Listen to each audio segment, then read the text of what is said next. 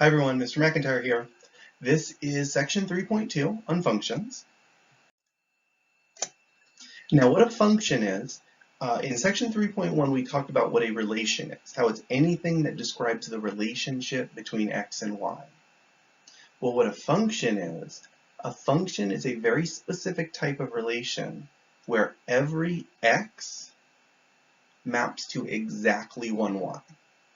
Or the way you might say that is what it says on the slide. Every input has exactly one output. So let's take a look at our example from yesterday. This is the table, the XY table that we looked at from yesterday. And what you notice is I already said on here, this is not a function. Now, if it was a function, each x would map to exactly one y. So if you start looking at it, you go, okay, well, let's kind of make a checklist here. I have x is 2, y is 5. Everything's fine so far. When x is -3, y is 7. Okay, that looks good. When x is 0, y is 5. That's not a problem. And then we have when x is 2, y is 1. See, that is a problem. So right here, the two I circled in red. First, I told you when x is 2, y is 5. That's fine. But then later in the problem, I said, well, now when x is 2, y is 1. That makes it not a function.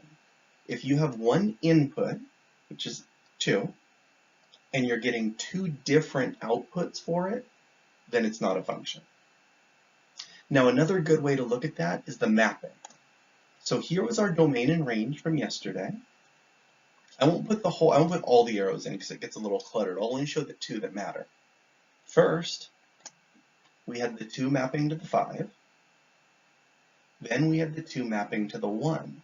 That 2 arrows leading away from the same number, that's the problem. That's what makes it not a function. If you have one number in your domain that's mapping to more than one number in your range, then it's not a function anymore. Now, before I move to the next slide, this would not have been a problem. See how the 2 goes to the 5 and the 0 also goes to the 5 and the 5 goes to a 5? That doesn't matter. You can have two different numbers mapped to the same number. That's okay. But you can't have one number from your domain mapped to more than one number in your range. So this would not be a function. Oops. Okay, so let's say we're looking at a graph. At a graph, the way you can tell if a function is, the way you can tell if a relation is a function is using what's called the vertical line test. So the rule is, if you can draw a vertical line that crosses the graph at more than one point, then it's not a function. And it only needs to happen once. If you can draw one single vertical, a vertical means perfectly straight up and down. So if you can draw that perfectly straight up and down vertical line anywhere that hits more than one point, then it's not a function. And let's look at ours from yesterday again. So here's our graph from yesterday, the point that I plotted. And I look at it and I go, okay, right there. I drew a vertical line that crossed the graph more than once. That means it's not a function. But before we move on, I want you to stop and realize the vertical line test is just the visual version of exactly what we did before. A vertical line represents one x value. So that red line that I drew, that's showing you what happens when x equals 2. And the reason I know it's x equals 2 is because just like when you're plotting a point, I started at the middle and I counted over 1, 2 spots. So that's 2. That's x equals 2. Well, if you're trying to figure out what y equals, you find the point. So this first point here, I went over 2 and up 1. It's the point 2, 1. But this point up here, I went over 2 and up 5.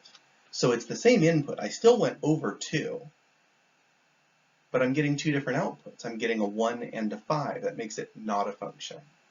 So the vertical line test is just a visual way to check exactly what we talked about on the last slide. The idea, though, and this is a very important concept, in order for something to be a function, each x value, each input, has to have exactly one output. If you have a picture like this, or a table, or a mapping like the one I showed you on the last slide, then it doesn't work. If you have one x value that has two different y values, it's not a function. All right, our second topic for today is function notation. And function notation is when you name your function. So you've probably seen this before. You might call a function f of x, or g of x, or something like that, h of x, p of x. You can use whatever letter you want, but you name it with a letter. We usually start with f and g. Those are the most common ones. And then you put the x in parentheses. Think of it this way. I told you guys in yesterday's video, in the 3.1 video, I said most of our equations start with y equals. And maybe it's like y equals 2x minus 7. Well, function notation says instead of calling it y equals, let's call it f of x equals. But the rest of it can be exactly the same. It can still be 2x minus 7. So it's a way of just naming your function.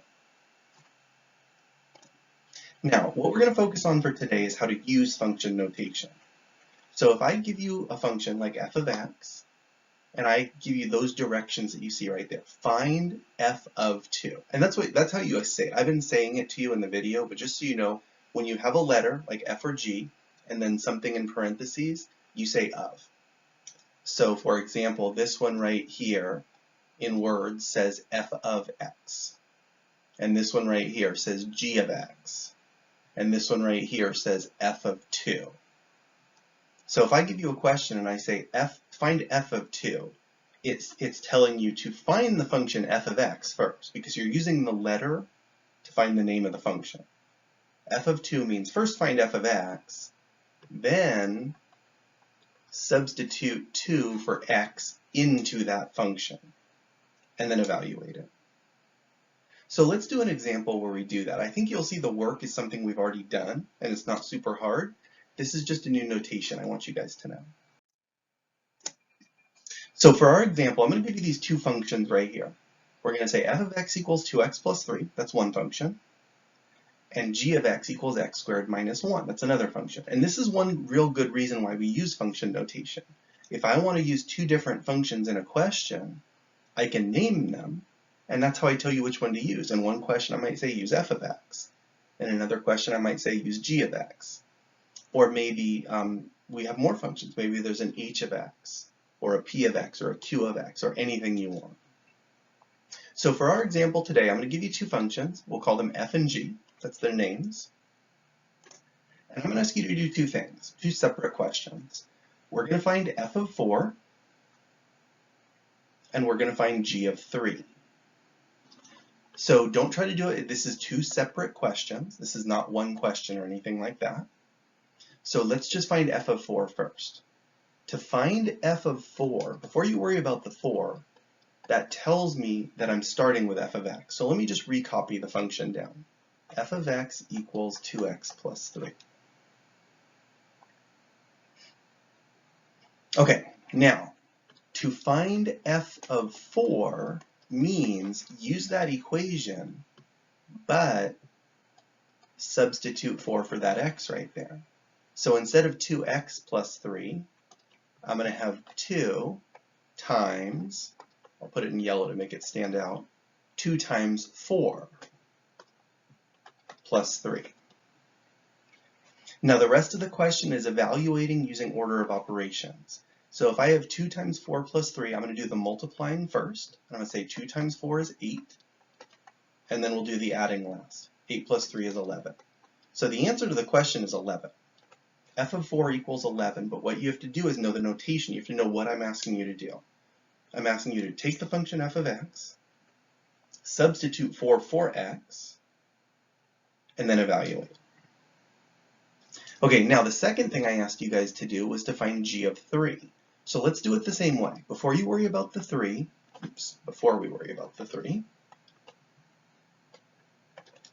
let's just start with g of x.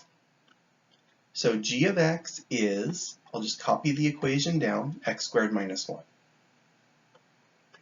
Now what I'm asked you to do is find g of 3. So what that means is you're going to substitute 3 for x. So instead of x squared, I'll put it in yellow again to make the substitution stand out. I'm going to change that x to a 3, but leave everything else. It's now, instead of x squared, it's 3 squared, and we still have the minus 1 on the end. And now we'll do order of operations. Exponents would come first. 3 squared means 3 times 3, which is 9. Be careful with those. Go slowly. I still see people doing 3 squared is 6. They accidentally do 3 times 2 instead of 3 squared. When you square something, you're multiplying it by itself. 3 times 3 is 9. We still have the minus 1 on the end. And 9 minus 1 is 8. So final answer for this one would be 8.